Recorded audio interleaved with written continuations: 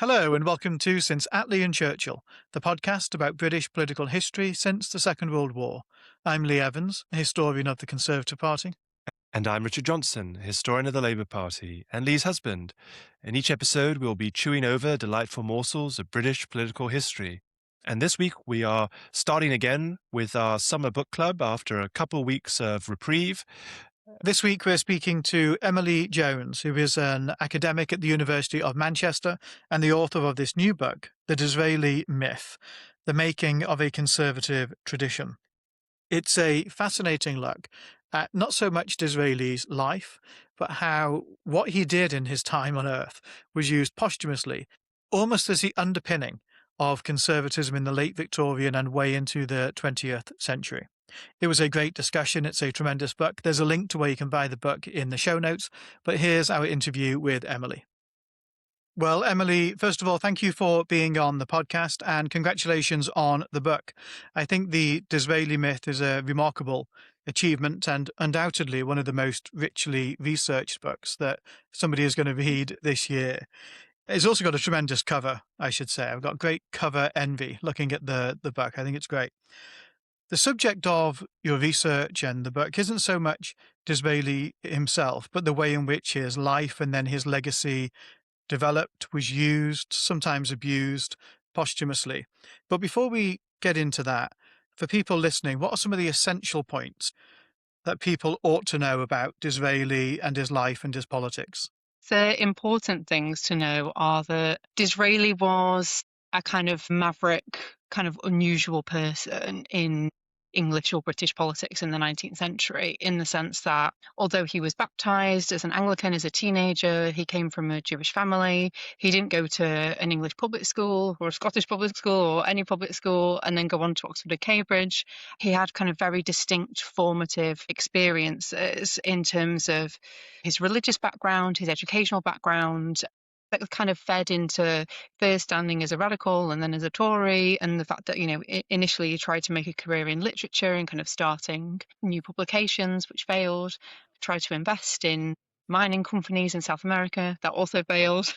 And so Disraeli is always seen as a character that comes from a very unusual background and then dips his toes into lots of different things as a young man. I wanted to ask you, Emily, about Disraeli's novelty as a political leader, especially as you mentioned his Jewish background, although he converted, as you said, to Anglicanism when he was a teenager. I think some listeners might think it surprising that a Jewish man in the Victorian era became prime minister at all. And also perhaps what's maybe even more surprising, as you documented in the book, is the way in which his Jewishness was often seen as a positive attribute after his death. It was something that people sort of celebrated in one way or another. So I wonder if you could reflect a little bit on Disraeli's Jewishness, both in his life but also in his afterlife. Yeah, so obviously because he was an Anglican, he could become an MP, could stand for public office. And I think that Disraeli himself used his Jewishness as a way of kind of positioning himself in his novels as well as kind of in his career. But the anti-Semitism is there forever, is there, from the beginning. If you think about, those very famous Punch cartoons that highlight his features and things like that. And then the fact that he came from a Jewish background was really important. For example, later his position on the Eastern question and around the kind of the Bulgarian atrocities, which Gladstone was very much condemning, so a kind of attacks on Christians. Disraeli's position, which was basically trying to contain Russia, enabled Gladstone to position Disraeli as kind of unchristian and existing outside of the norms of British Christian morality. And so the anti-Semitism worked not just in the sense of like biological determinism, but also in a sense of coming from a different traditions, different kind of ideas and places, in the way that race was more kind of was understood to be many faceted in the 19th century.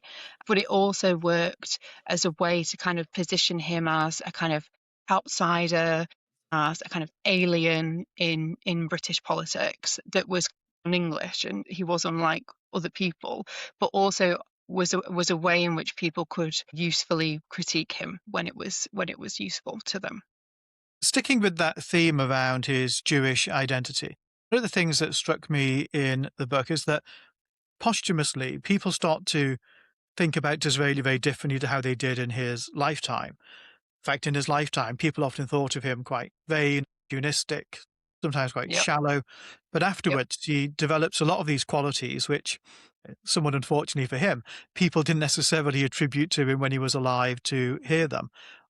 But sticking first with that theme of his Jewishness, I was really struck by the way that people seem to see that as almost giving him the ability of prophecy, almost, and that he could see the way politics was coming after his own time and then leaned into that. Yeah. Yeah. And I think that it's really interesting how all of these kind of historians and biographers who then themselves had gone through crises of faith. So in the sense that, they'd either broken with like their Anglican faith, or they'd sort of developed a kind of muddled agnostic kind of position of some sort, actively read Disraeli very sympathetically. The way he presented his mixture of Judaism and Anglicanism as a legitimate, if muddled, for faith, and that how prophecy came to be kind of read through this eye of like the sage. So someone like Froude, J.A. Froude, who was a biographer of Disraeli, but was also a huge fan of Thomas Carlyle, positioned Disraeli as a kind of sage, like Carlyle. And this idea of prophecy wasn't just about foresight, but was about having a kind of wisdom into the present as well. So it was this idea that like he saw the present in a way that was beyond his contemporaries, but also kind of could foresee the future as well.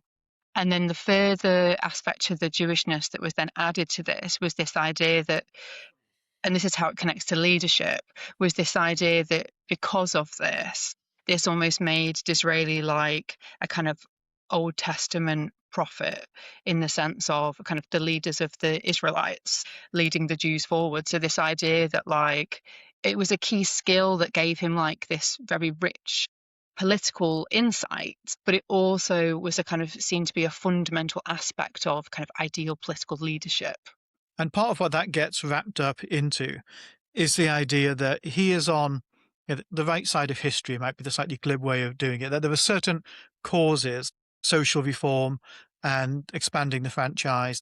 His time in office, a brief period when he's there in the 1860s, but much more importantly, from 1874 to 1880, there are achievements in that time which are consistent with where politics goes in the late Victorian and most of all in the first half of the 20th century. To give that some context, what are the things that afterwards people latch onto as being that's one of the great achievements of Disraeli's time in office? So the first one is obviously the passing of the Second Reform Act in 1867, along the lines that were kind of much more radical than, what Gladstone had previously proposed beforehand.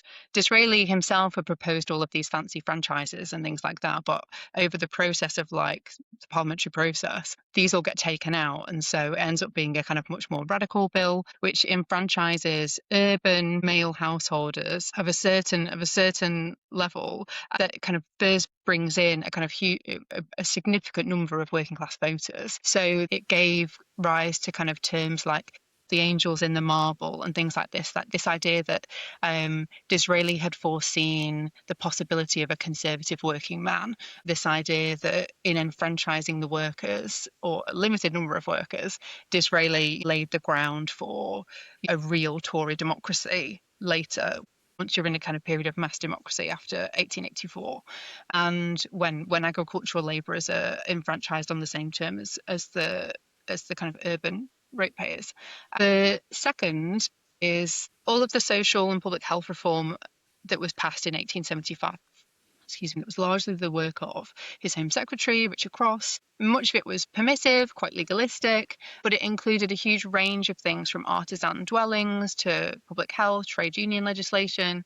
And this really laid the ground for, well, in fact, Labour remarks such as, the Conservative Party has done more than any other to kind of improve the lives of working men, but also for later Conservatives to then claim that the Conservative Party, not the Liberal Party, are the true party of social reform, and are the party that truly care about the welfare, improving the welfare of the people. And then the third are, I mean, by the end of, during that 74 to 80 administration, Disraeli is old. Like, he dies in 1881. He's quite gouty. He's very ill. And his time is like tied up in a lot of these kind of, foreign and imperial policy matters. So, the Eastern Question, wars with the Afghans, with the Zulus, the Suez Crisis of 1875, giving Victoria the title of Empress of India in 76. So there's just kind of, there's lots of his, and he's not like Gladstone. He's not out giving platform speeches. He's kind of, he's very much operating within quite a closed political world. But nonetheless, it's those kind of imperial, some of that kind of.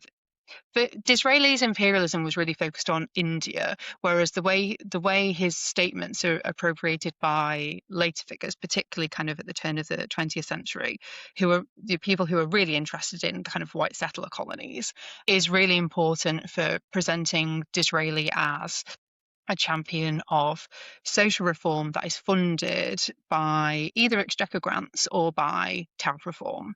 And it's that where they really have to do some serious fudging, because all of Disraeli's budgets after 1852 are free trade budgets. What they do is they use a combination of some of his 1872 speeches that were given at Manchester Free Trade Hall and Crystal Palace, with some of his earlier speeches that he delivered before 1852, in order to argue that Disraeli was this great champion of this distinctive type of empire, and that these social reforms and imperial unity should be funded through tariff reform. So they're the kind of big three, I would say. And you write in the book about how Disraeli becomes of interest and use for the left. And I was so pleased, even I think it's on the first page, you talk about Michael Foot naming his dog Dizzy. Yeah. And for some people on the left, even on the Marxist left, there's an interest in Disraeli, partly, I guess, for those social reforms that you mentioned, the Factory Acts and so forth. But you also write in the book about this idea of Tory socialism and how Disraeli becomes important for Tory socialism. And I wonder if you can explain a little bit to our listeners, what is Tory socialism? For some, it may sound like a contradiction in terms. And how did Disraeli become a key actor, again, posthumously in that traditional movement or set of ideas? Yeah, I think, sometimes if people are like, oh, how do we measure the legacy of Thatcher? It's like, well, actually, maybe you can like, how oxymoronic does the term Tory socialism sound? Which, made perfect sense for a period of time. Because if you live in a world where the two main parties are the Liberal Party and the Conservative Party, and the Liberal Party becomes associated with a certain type of, free trade political economy, this idea of kind of classical liberalism that we now associate with, like, Charles Dickens workhouses, Sally factories, things like that, versus this idea of like a Tory socialism, they get developed at the same time at the end of the 19th century, in the sense that there are some people who are kind of more individualistic, like Herbert Spencer, and kind of more individualist liberals and conservatives, who look back to the early 19th century as a kind of way of thinking about the importance of free trade, individualism, kind of a small state, these kinds of ideas. But at the same time, what happens at the end of the 19th century is this kind of like alternative tradition of Tory socialism is increasingly kind of homogenized, in that it starts to connect Tory factory reformers of the 1830s with Disraeli's Young England novels, to then kind of later things that conservatives are doing in the 1890s around like small holdings and kind of gas and water socialism in kind of municipal levels. as well. And obviously in places like Liverpool, under people like Arthur Forward and Salvage, are kind of doing, actual serious things with working class conservative associations. So this idea of Tory socialism, yes, it's about it's about Tories who are interested in improving the welfare of the people, but fundamentally on an intellectual level, it's positioned as socialism with a small s, because it's not about radical redistributive policies or kind of anything like that, but it is about what is the fundamental unit of society? Is it the individual or is it the community? I think maybe this is an interesting difference. Maybe if there was someone who was looking at American conservatism, they might say the family. But I think in the British sense, it's community, in the sense that it kind of draws on a revised kind of feudal idea of this idea of the parson and the squire. So not the big wig landowners, like the gentry, the parson, the squire, this idea of kind of local hierarchical concern for the community, for the welfare of the people, and kind of draws on this idea of a kind of sense of aristocratic duty, but just a kind of general sense of duty and obligation of those who are kind of wealthier and in positions of institutional power to look after and kind of better the lives of those beneath them. And so that's the logic of Tory socialism. And then what happens is that this is then kind of crystallized in all of these different ways by historians of the Industrial Revolution, who again kind of draw these differences between, evil manufacturers and these Tory humanitarians who wanted to bring in all of this factory legislation, and also by literary critics who are very interested in thinking about Tory socialism as representing not just a response to industrial capitalism as a kind of practical reality that requires social reform, but understanding Tory socialism intellectually as an intellectual response to what people were increasingly understanding to be a huge civilizational change. So Tory socialism is kind of solidified at a time when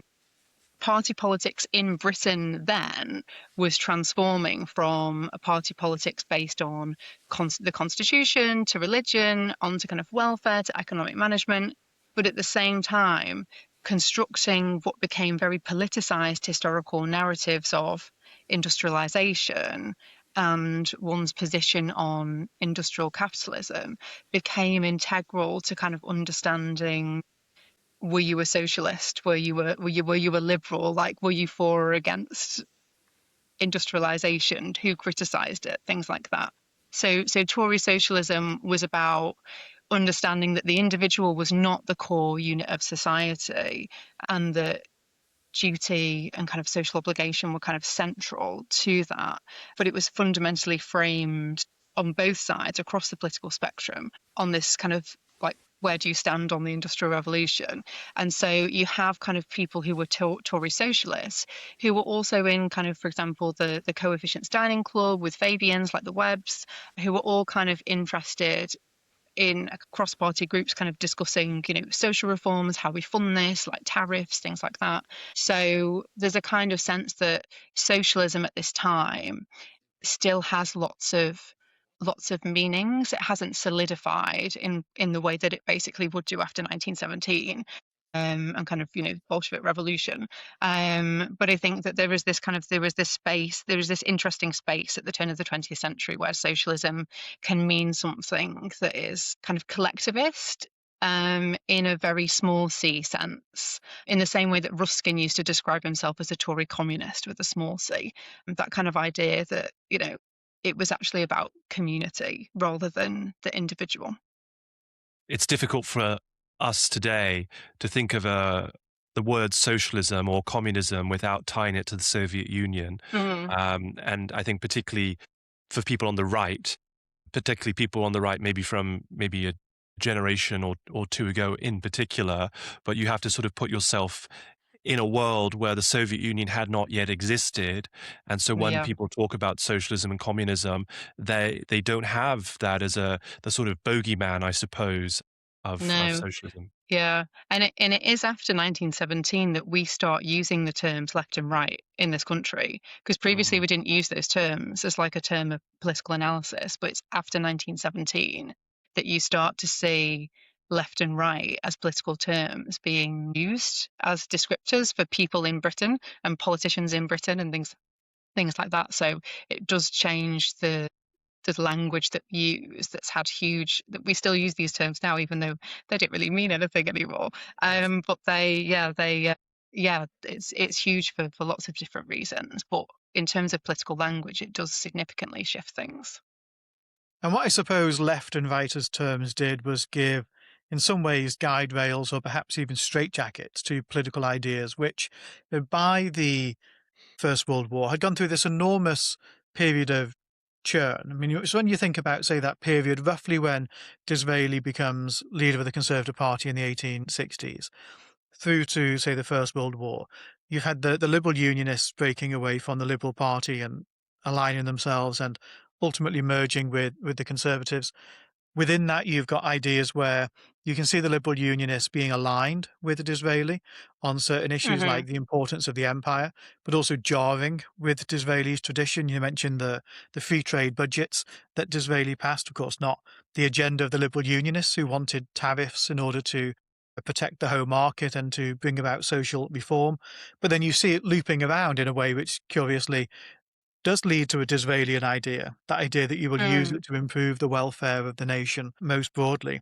And of course, rumbling underneath all of this, although it was not really obvious it was quite going to happen in the way it did right up until the point that it did happen, is the shift in Britain's two-party politics of Conservative and Liberal to the rise of the Labour Party and the total demise, ultimately, of the Liberal Party, or the near-total demise of the Liberal Party. What's really interesting, I think, throughout all of that churn and what your book speaks to is how Disraeli is relevant throughout. And not just relevant, Hmm. but sometimes the most supremely important figure in conservative thinking. Yeah. It doesn't just go back to things he did as Prime Minister or speeches he gave as Prime Minister. It reaches right back to the novels that he wrote in the early 1840s as well. And in some ways, they almost become more important to the story than some of the Mm. things that he did or said when he was Yeah. actually in office.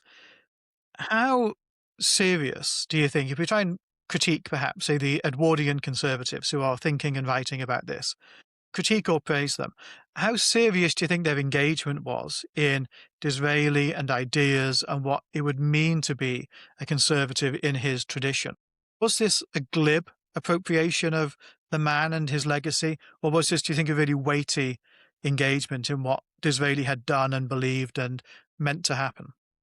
If anybody who's listening does read the book, this is one of my like pet things at the moment, which is actually how, previously I was a 19th century historian. My first book was about how the, kind of Edmund Burke's reception up until the First World War. So I've looked at, how people have engaged with the past for political purposes over now kind of like, 200 years. And I think what really struck me is that I think what we really have to do as people in the present moment, where institutional trust is really low, we're very cynical about everything, is really try and put ourselves in a mindset where people did really care about things and like some people were quite earnest, and that also, this is a slightly different political class, like, but also even working class people who went into politics read. If you read something like Jonathan Rose on the intellectual lives of the working classes, the British working classes, like, people from all classes, like they read, they thought, they read and they thought about what they read. And whether this was like Labour politicians reading Ruskin or Dickens or kind of, conservatives reading Disraeli.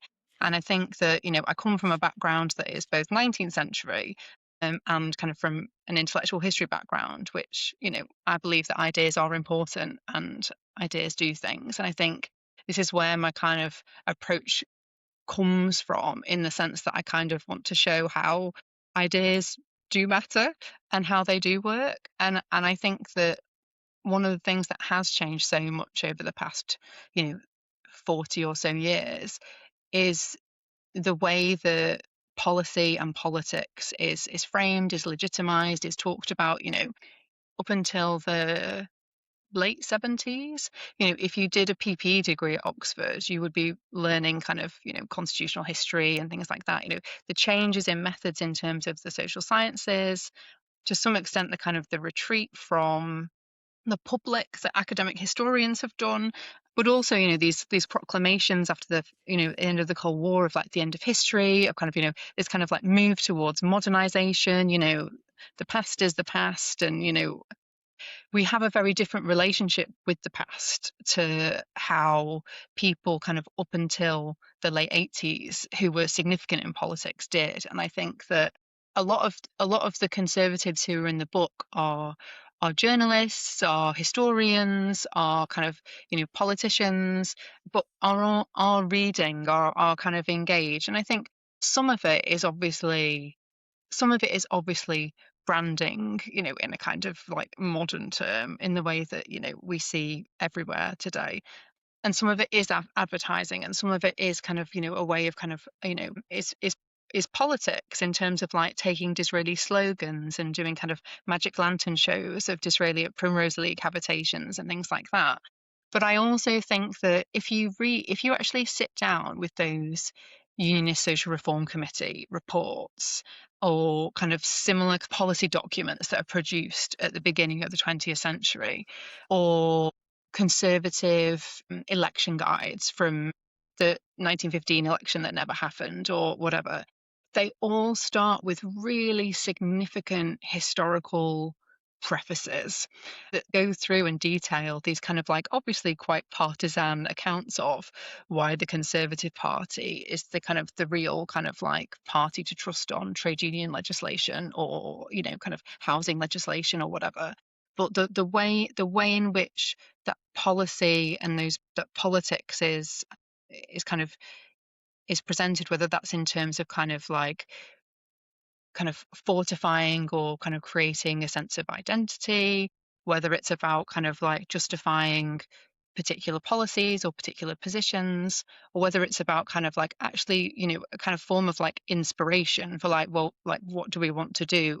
I think this sense of like, well, we have done this, so we can do that, was actually really important. It was a kind of, it's not just, sorry, this is another pet peeve. I hate the word nostalgia, as in like, I don't hate it like completely, but I hate the way that, and I think maybe this is indicative of our problem with the past, is that any reference to the past now just gets dismissed. It's like, oh, it's nostalgia, it's nostalgia, it's nostalgia.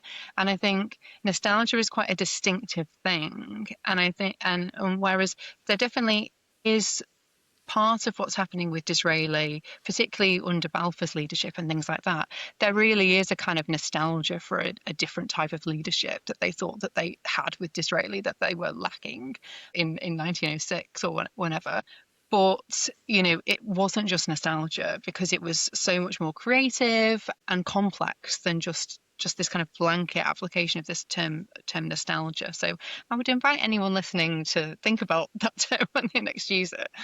And or is this just actually someone is engaging with the past in kind of, in one of many possible ways. But I do think that, like understanding that socialism could mean lots of different things in different contexts, and engagement with the past was so important in politics for so much of the past 2 centuries. And in fact, the last 40 years is kind of an anomaly to someone who's looked at, the way the past is used in politics since the 1790s. As somebody who is probably quite a proud nostalgic, I feel, I think nostalgia, even if, you distinguish as you did between nostalgia and just engagement in history, I think even nostalgia serves something of a purpose. But certainly engagement in history, I think totally does. And one of the things that I've always had an interest in is the Conservative Political Centre.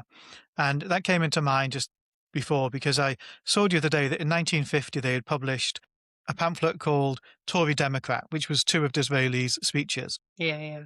This is 69 years after the man died. and they're expecting that to be sold to a kind of a mass audience who are going to read it and engage with it. Now, we shouldn't probably overdo how many people were buying it or how engaged they might be. But the fact that we had political parties at that time as well who were serious about political education, I think is really important. And in that somewhat depressing phenomena that you described, where we engage now much less in ideas seriously and the history of ideas in our politics, there are many villains to that story, but I think one of them is the political parties themselves and the way they have basically pulled out of political education. No, I agree, and I think that there's a real problem in that we don't. The only way you learn about the British political system is if you do A-level government and politics, or an IB equivalent or whatever. And I think that it's a civic education issue, but it's a political education issue as well. But I think it speaks to a kind of politics of opinion polls rather than one of, Gladstone sitting down and reading Burke to come to his opinions on Irish Home Rule, for example. So, but yeah, no, I agree. I think that in the epilogue of the book, I talk about actually how for most of the post 1945 period within the Conservative Party, who your historic hero is hugely indicative of your position within the Conservative Party. Are you a Disraelian? Peel gets revived as a way of dishing, kind of trying to knock Disraeli off his pedestal. And then when kind of people like Maurice Cowling and kind of, are kind of not quite happy with Thatcher and Thatcherism, and, they kind of resurrect Salisbury, and the Salisbury Review is produced. And even Thatcher, they go into this in the epilogue, there's a huge sense that actually people talk about Thatcherism now in terms of kind of economic policy and trade, kind of trade unionism and things like that, but actually a huge part of the kind of Thatcher argument that was produced by her reams of speechwriters and all the rest was actually a historical moral argument about that rested again on a particular interpretation of the 19th century and of kind of was industrialization a good or a bad thing, Victorian values. When Victorian values was kind of announced, the New Statesman did a special issue in conjunction with History Workshop Journal that had an image on the front of Thatcher as Queen Victoria, and that very, the very famous kind of regal portrait of Victoria with Thatcher's face superimposed onto it. The whole issue was dedicated to detailing actually how bad the conditions in the 19th century were. So a very pessimistic reading of industrialization. And I always think imagine that happening now. Imagine say the Conservative Party were in power and kind of Kemi said something about Victorian values, and the New Statesman were like, we need to do a special issue on the 19th century Industrial Revolution. I think that wasn't that long ago. And I think that, the importance of history, and I think then the kind of that idea that when the Cold War ends, when you have this sense of the end of history kind of comes, it really does shift so much. And I think probably the 21st century started in 1990. And I think that's where you're in a position now where, the Conservative Party still haven't worked out what they are. The Cold War and, that period provided such an important way, and history provided such a kind of important kind of source of structuring these political identities and political positions. And even if you read the kind of About Us page on the Salisbury Review, they talk about how they still exist because the Conservative Party haven't worked out what they think yet. There's this term genealogy of ideas that's sometimes used, and I wonder what that means to you, having a party, having a genealogy of ideas, and how that is the same or different from the notion of kind of political traditions. Is there something more precise about the notion of a genealogy of ideas? Yeah, so I guess a genealogy of ideas would be part of a political and intellectual tradition, in the sense that political traditions are made up of all kinds of things, like whether it's kind of symbols or colours or kind of, all kinds of things, songs, all kinds of things make up political traditions. And I think a kind of genealogy of ideas or kind of declension of ideas, or whatever term you wanted to use, is part of that. And I think that for the Conservative Party in particular, because there was seen to be no kind of like founding text. I think that genealogy has always required vigilance.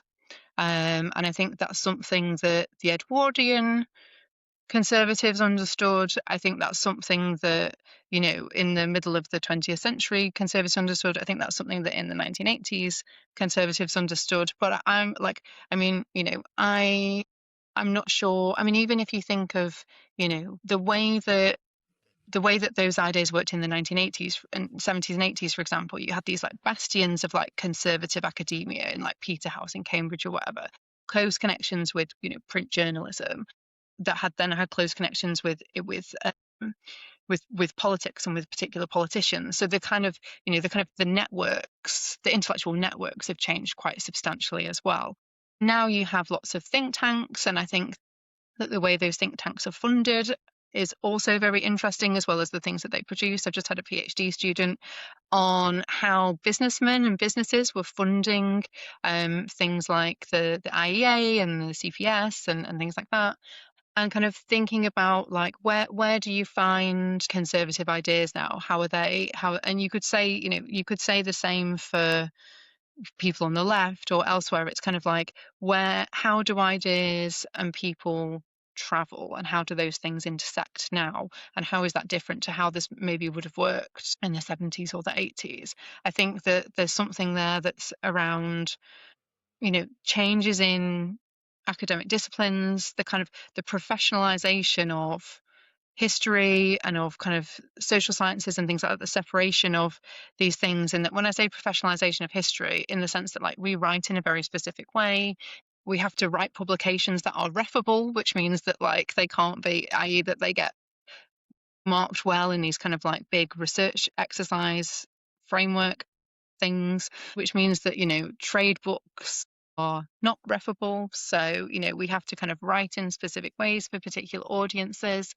And I think that there is something there about how, and this is why I've become quite interested in thinking about like how actually do we engage? How do we start to like think about what history is for and how it's used today, and like maybe nostalgically, is there any way of kind of like bringing back like more like historic, like thinking historically? And what I mean by that is like understanding that historians aren't just about facts and figures and things like that. We approach problems with specific questions that are different to those that political scientists or political philosophers or whoever ask of particular problems. It's about, when did this happen? When did this thing happen? Like, why did it happen? Who did it? Like, for what reasons? Rather than just being like, oh yes, Edmund Burke, conservatism is this. Who else can we find out who is a conservative based on these principles? It's about kind of like asking different questions of similar topics. And I think I was listening to the interview that Andy Vernon did with Elizabeth Day on How to Fail yesterday. And not only did he talk about all of the things that humanities admissions tutors like myself have been talking about for many years, about like the value of humanities degrees, and that they can lead you into any job, including prime minister. But also he was talking in such, what to me was such a familiar way. He was talking about the two worlds of kind of the North and the South, as rich and the poor. And I was just like, it's back.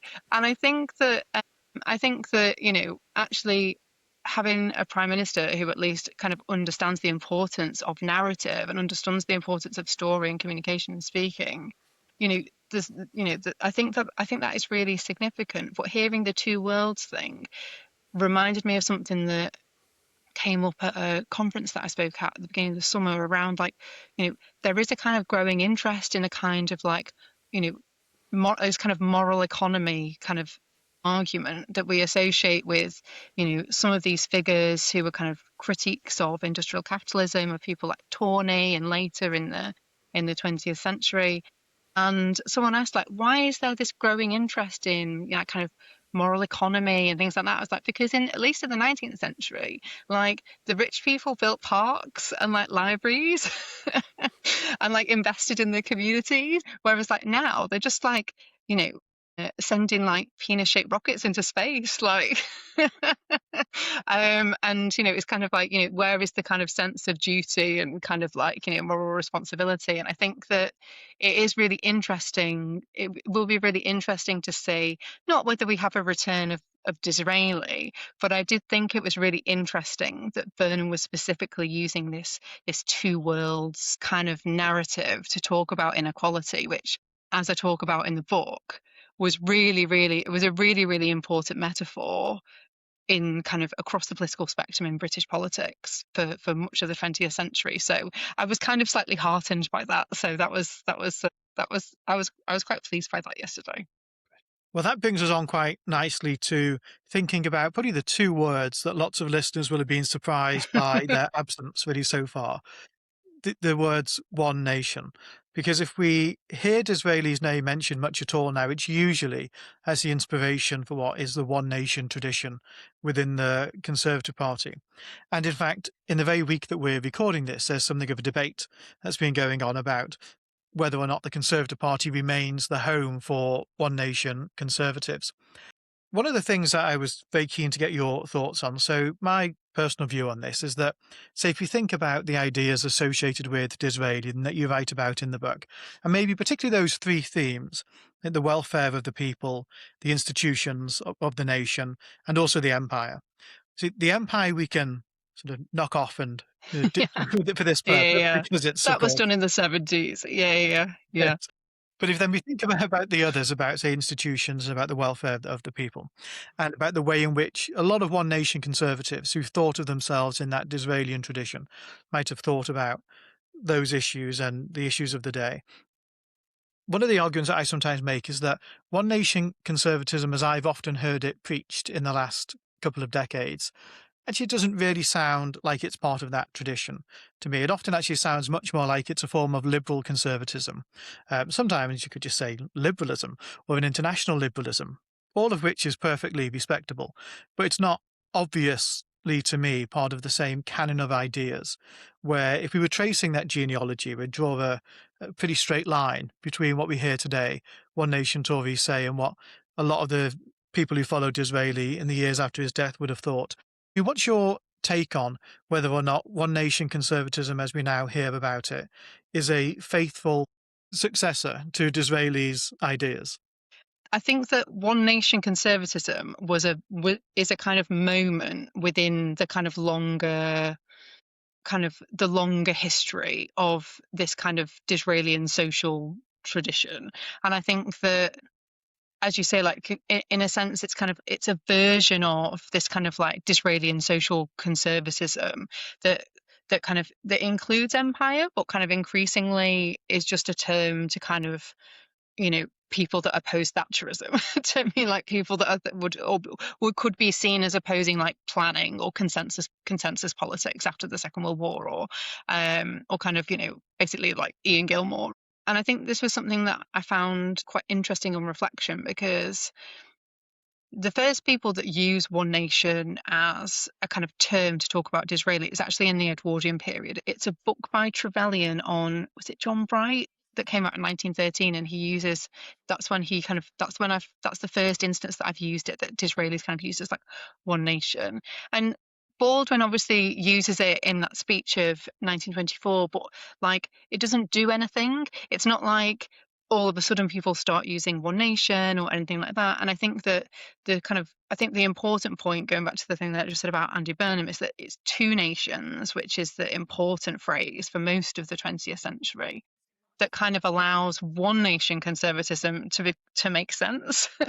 So the One Nation group is obviously founded in 1950, but it contains, Keith Joseph, Enoch Powell, kind of collection of kind of, people who you would not usually associate with one nation ideas.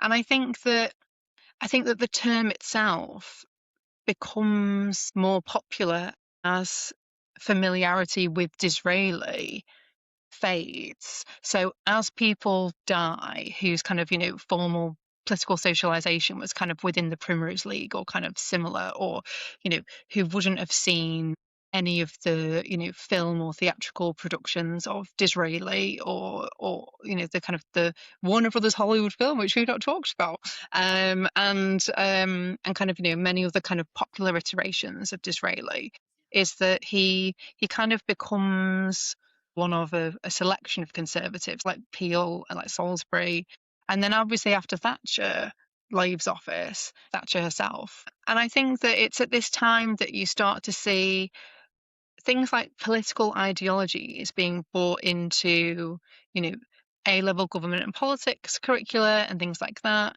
And you have the kind of formulation of, traditional conservatism with Burke as its founding father, one nation conservatism with Disraeli as the founding father. But really, I think the popularity of the term one nation kind of coincides with a kind of lack of familiarity with Disraeli himself, and kind of it just becomes this kind of term to kind of bundle together a kind of looser tradition of people that kind of goes from Disraeli rather than like Southey or Shaftesbury or anyone kind of in the early 19th century, like the earlier versions of that kind of Disraelian as social reformer story went for most of the 20th century, into a tradition that now starts with Disraeli rather than Disraeli being a kind of midwife of some of these ideas, that then connects Disraeli to to Macmillan, to Butler, to and kind of onwards. So one nation conservatism, like as it was is in that tradition, and the way that it starts with Disraeli is also kind of just is fundamentally different to the type of Disraelian conservatism or like Tory socialism that you get for a lot of the 20th century as well. So yeah, but I think that I think it's important to recognize that like it's not like Stanley Baldwin was going out and like asking for like major redistributive policies or things like that. It was all about kind of like equality of opportunity. These were all like conservative inventions, low tax and things. I think that, as I said before, like this idea that like the way that Thatcherism is now remembered less of a kind of historic moral argument. Without that, how do you get that within the way people talk about kind of versions of conservatism today? If it is just about what's your take on monetarization, what's your take on marketization or whatever, you kind of missed a whole bit of Thatcherism, that you're arguing about whether you're inheriting it or not. You're not really thinking about the whole thing. So I think that it's hard because I think now it basically just is used to kind of like stand for like you're not an extreme version of like basically like, are you like a kind of Eurosceptic like free marketeer? Like, no, you're a one nation conservative. Do you know what I mean? Like I think it's the way it's kind of understood, I think, is it's almost that like, as you say, like it's like where do they live now? Because I do think those people exist, but I think that it's hard to I think finding, but I think that's true for lots of people at the moment. We are in one of these periods where the axis of party politics seems to be shifting, and no one's quite sure what's going to change or if it's going to change. And I think that it feels like the Edwardian period to me. It feels like it's this period where the axes might be starting to change. They might not, like, but it feels like, to me, it feels similar. And this is the final question for me. It does follow on from what you've just been saying about the one nation tradition, but you use this term political body snatching, this constant reference to being of whatever person that is attached to. So being Disraeliite or Gladstonian or Thatcherite, or maybe even today still with Blairite and Corbynite, do these now sort of take on their own on the Labour side? Do they take on their own meaning that's somewhat detached from the person who they might have originally been associated with? First of all, Emily, why do you think there is a tendency to do that in our politics? And secondly, do you think that it's a problem that long after the original articulators are either dead or out out of political leadership, that people still attach themselves to those names and ideas. Is body snatching, political body snatching, is that a problem, or is it good? I mean, does it show that actually people want to root their politics today in a sense of a longer political tradition and inheritance, and learning something from the past? And maybe as historians, we should welcome that. What's your take on that? Yeah, no, like I'm all for it. But I think that yeah, read history but I think that what's important is that it's not vertical in the sense that it's like I'm a conservative, so I have to go through this list of like canonized conservatives to get my body of inspiration. Like I'm a I'm a socialist, so I have to read these particular kind of socialist texts. I think what I would really like people to take from my book is that, despite being a conservative prime minister, for generations of Labour MPs, socialists, Marxists, Disraeli was really important, source of inspiration and kind of interest, as providing a kind of nascent, if insufficient, form of kind of ideas, social reform, all kinds of these things. And I'm a novel reader. This idea that we can get ideas and inspiration from literature, from people around us, and I think that whether you're body snatching people from across the political spectrum, from within your own tradition, however you conceive that, whether you've read Middlemarch and you kind of agree, like, yes, the kind of main big things are done in, kind of like by through unhistoric acts, and these people live in unvisited tombs. These things are important, but it requires a different approach to thinking about how you do politics and how you think about politics. But I do think there's a difference between body snatching, which is just prop. So like, Liz Truss dressing like the pussy bow ties, outfits and things like that. There's a difference between prop and kind of deeper engagement. And I think we can still see that history is important. History is important. History is everywhere. But it feels to me sometimes that history is being argued over as if it's an object to win, rather than something that people are kind of arguing with or kind of thinking with. And so yeah, so I think historic body snatching is great because in some respects, so the term is Peter Utley's, and he kind of he basically talks about how he really doesn't like it and then proceeds to do it himself wildly. So I think historical body snatching is always going to be a part of our politics, but I think it's that depth of engagement that I think is the really important thing, because it could just be history as how dare you criticize this? This is our history, and I don't want to do that. And I think there's that kind of sense of you're arguing over an object, or you're just representing something as a prop, but you've never actually engaged with who they are or what they've done or their work. And then there's an actual kind of deeper engagement with history, which is more considered and thoughtful. Well, they are undoubtedly two words that people would use about your book, considered and thoughtful. It's a tremendous read, and it really did, by the end, actually make me, I will say the word nostalgic again, actually for a century and a bit ago, when, people were not just willing to seriously engage in ideas and people in the way that you've spoken about, but actually would use that to frame that so many of their arguments as well. And I think there's definitely something we can take from that, and listeners will find a very good place to start and be inspired. The Disraeli Myth, The Making of a Conservative Tradition by Emily Jones. Emily, thanks so much for joining us. Thank you for having me. Thanks so much.